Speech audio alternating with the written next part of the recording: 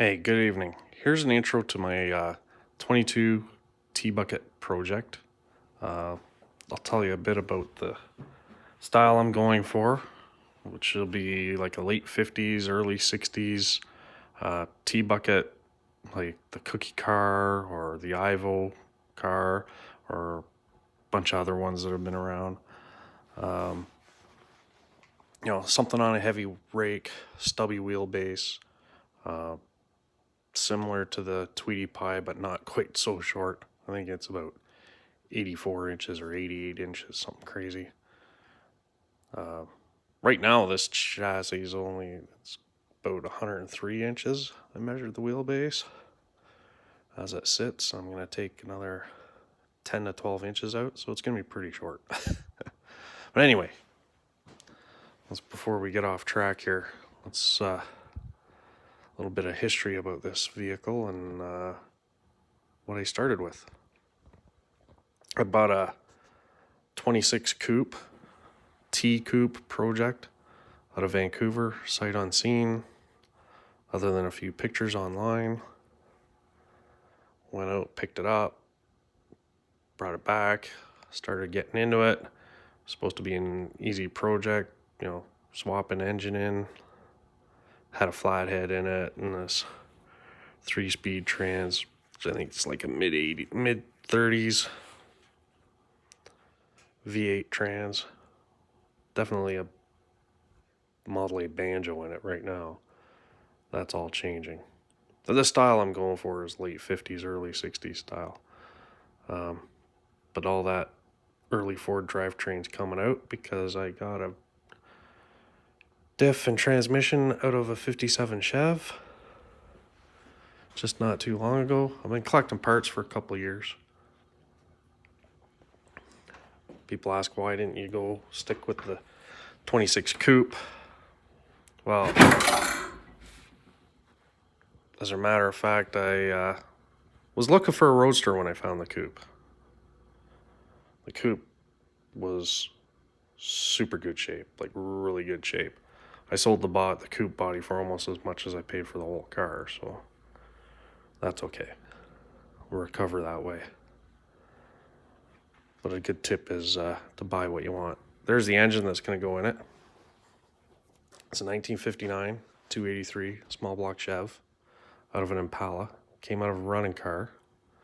It was a really rusty car. The guy that bought the car, that had it, was parting it out. He bought the whole car just for the trunk lid because he was restoring a convertible. Apparently a 4-door trunk lid is the same as a convertible trunk lid. Who knew? So if you're restoring a 59 Impala convertible and you need a trunk lid, grab one off a 4-door. Might be a little easier to find. Come around here. That in the background is my 55 Pontiac. I just picked that up this summer. I had a 52 Chev Fleetline and I traded straight across for it.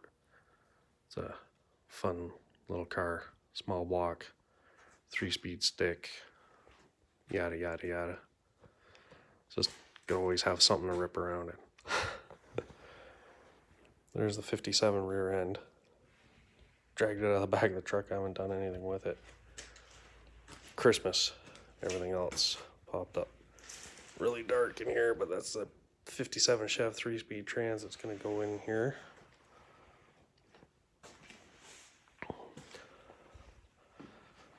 That's the first roadster body I picked up. It's a 1918.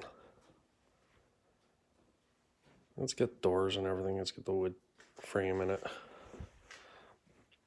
Then I found this 22 body. Now, I've never built a car from scratch, from the ground up. I've always bought someone else's projects that stalled, or it was an older build and someone tore into it, going to redo it or whatever, and then just lost interest, whatever, and I'd grab it and, finish putting it together and run them and sell them. I don't think this one will be for sale, though. Something that I've always wanted. I've been into this since I was, well, my whole life pretty much, but really took off in high school.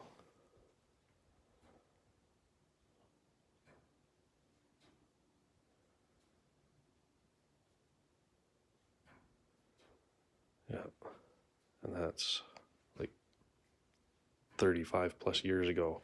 I've been wanting some kind of TBucket. I do not like the 70s style, just not my thing. Too long, spindly looking and weird, great big wide tires and that type of stuff. Not into it. Definitely not into it. Like the late 50s, early 60s style car. Lots of rake, stubby, fun. So I'm gonna have this front half of a 22 touring body. I grabbed this one because it already has metal bracing in it. Though I'm pretty sure some of it's gonna have to come out to clear the transmission. Already had this firewall welded in. I have to trim that too for clearance, but that's okay.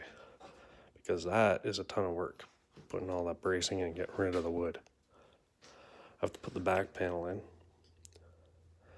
That's all cosmetics as far as I'm concerned. My biggest job is going to be this chassis layout, which I have never ever done before.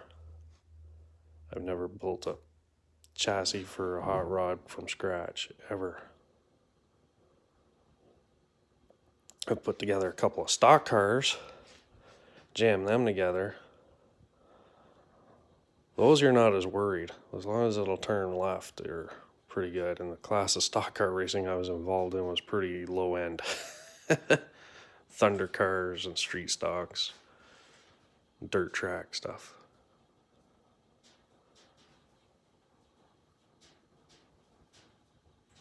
Yeah, I apologize for any errors I'm making here. Pretty new, the whole YouTube thing. I don't know what else to show. Oh, show you this. Items that started. Squeeze back here. And get rid of some of that stuff. Like that 18 body spoken for. This started this madness. These headers. I bought those for $100. Didn't even have a car to put them in. And I'm like, man, those would be perfect on a late 50s, early 60s style TBucket. Or small block Chevy. Use a oil filter end caps to block off the open part, and then get a little side dump that you can hook up your main exhaust to. You can see it there. Little doodad sticking out. And the caps on the end. They're really cool headers. So I was gonna build a whole other car around them. The crazy stuff. I once built a motorcycle because I found a cool helmet.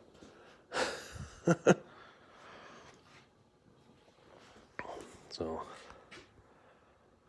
yeah, then I got that greasy old 283. It was a runner. It really ran smooth. We'll clean that up. So yeah, like I said, the next step is going to be stripping all this chassis down and get my wheelbase set and ride height set. We'll have to get that, drag that axle around back, and I've got a T-spring there I'm going to use. I don't know if I'm going to go spring behind or spring over. We'll figure that out. And then that'll determine how much I'm going to shorten this chassis. Because I want to be able to stick the gas tank right behind this body, because I do have that gas tank right there, and it's perfect for this. So I think it's a hot rod tank from Speedway. There's a bunch of parts I got from when I bought the coupe out of Vancouver. I've got a bunch of little small block Chevy dress up goodies that I've collected. Stack Rochester carburetors, bunch of intakes, an Offenhauser 4.2 intake. I've got a Manafray 4.2 intake. I've got a Edelbrock XC8 dual 4-barrel crossman intake, which would be more late 60s style type of stuff. That might go on something else. Kind of like the old small block, vintage small block speed parts.